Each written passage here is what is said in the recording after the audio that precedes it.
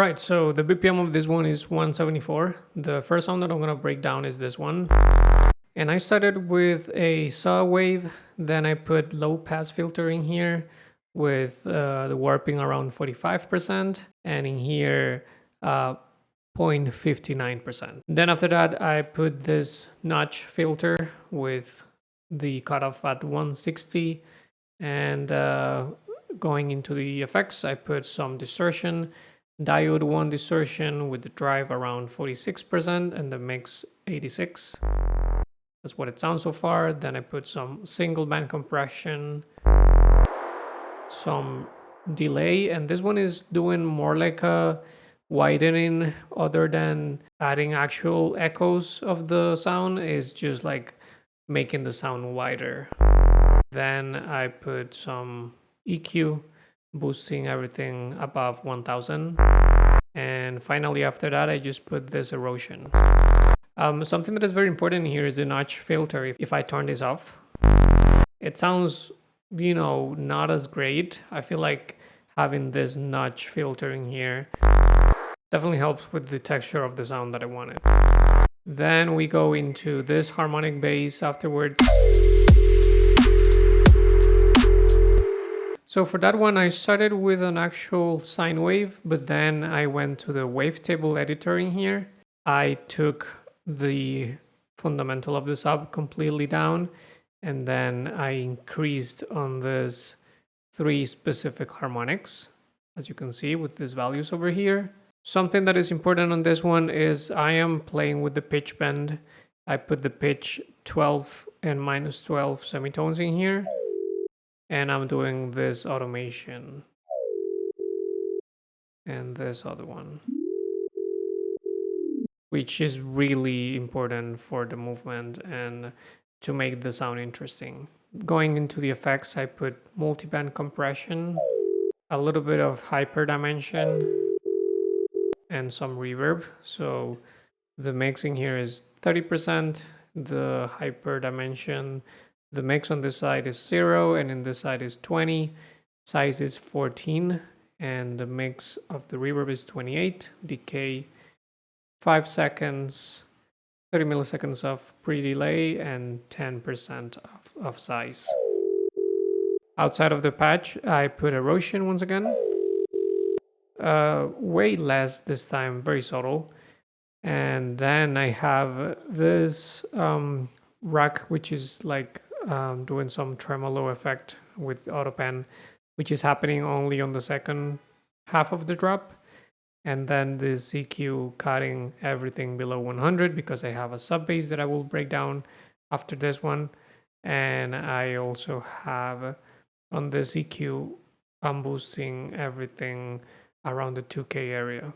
So as I was saying, in this part, as you can see, I'm increasing the amount of this rack, and what that's doing is creating like a little bit of a tremolo effect. So let's play that out real quick.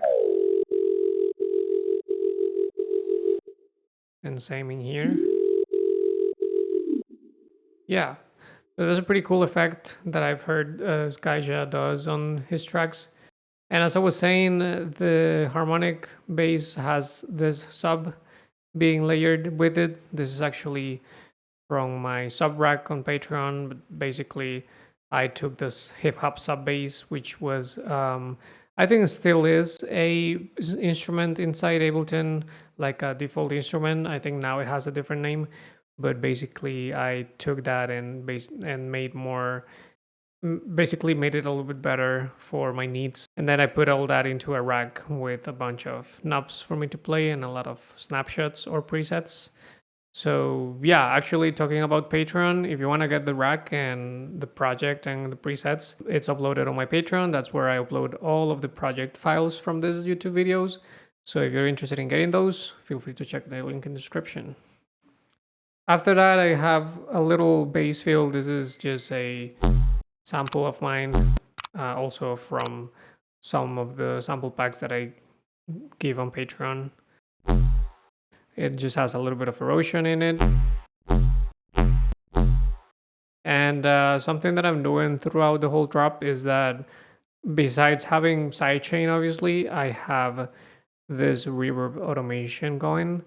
so that on some parts it sounds like a little bit of a, you know, swell effect, like in here. Let me do this a little bit more exaggerated, you know, without it, with it.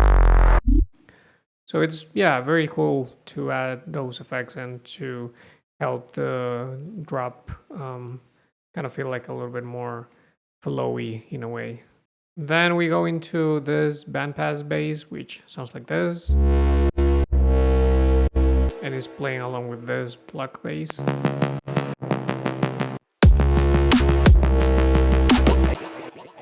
So for that one, let me show you what I did. On this preset, I'm using the 3 buses, like main bus, bus 1, and bus 2. So let me break that down.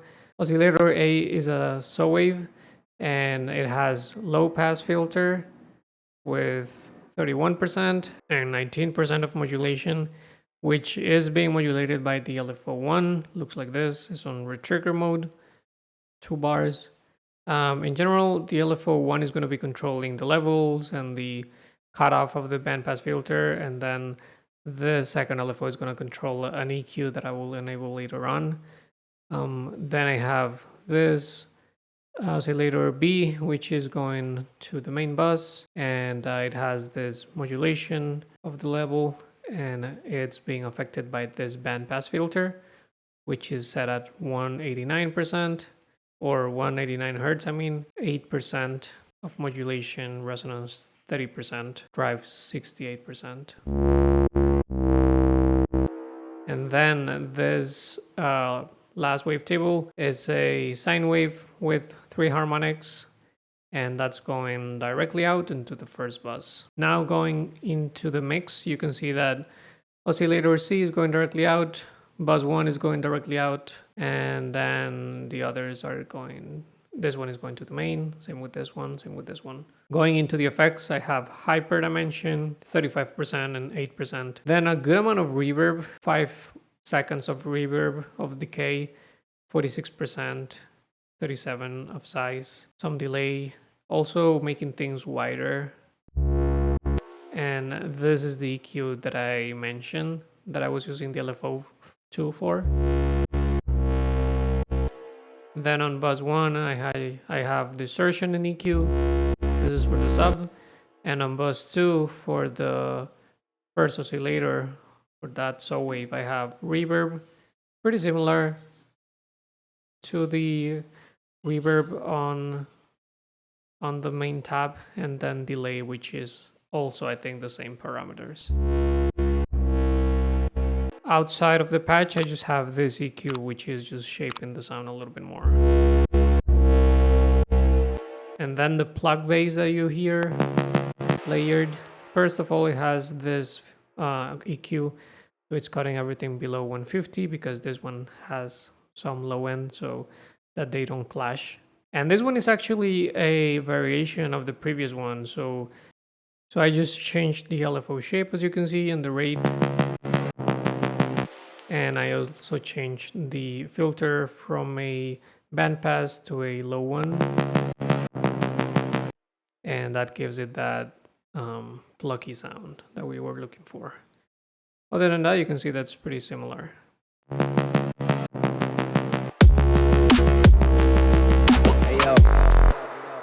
Then going into the drums, something that I want to highlight is this snare reverb thing. It's actually not a snare, it's like a percussion-y thing.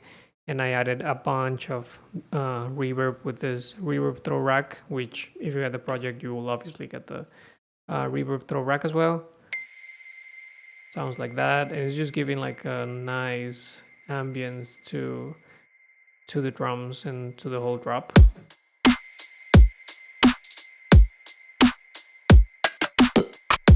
After, or besides that, I have this hi-hat, then this hat loop,